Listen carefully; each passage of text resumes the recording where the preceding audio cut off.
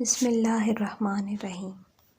آپ صلی اللہ علیہ وآلہ وسلم نے وحی کے رک جانے کے زمانے کے حالات بیان فرماتے ہوئے کہا کہ ایک روز میں چلا جا رہا تھا کہ اچانک میں نے آسمان کی طرف ایک آواز سنی، اور میں نے اپنا سر آسمان کی طرف اٹھایا، کیا دیکھتا ہوں کہ وہی فرشتہ جو میرے پاس غار حرا میں آیا تھا، وہ آسمان و زمین کے بیچ میں ایک کرسی پر بیٹھا ہوا ہے۔ میں اس سے ڈر گیا، اور گھر آنے پر میں نے پھر کمبل اوڑھنے کی خواہش ظاہر کی۔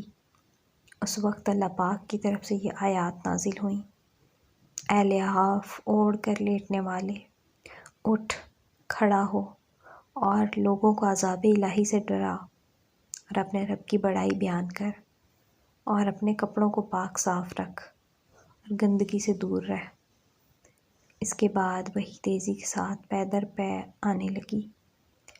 اس حدیث کو یحییٰ بن بکیر کے علاوہ لیث بن سعد سے، عبداللہ بن یوسف اور ابو صالح نے بھی روایت کیا ہے، اور عقیل کے علاوہ زہری سے حلال بن رواد نے بھی روایت کیا ہے۔ یونس اور معمر نے اپنی روایت میں لفظ فوادہ کی جگہ بوادر نقل کیا ہے۔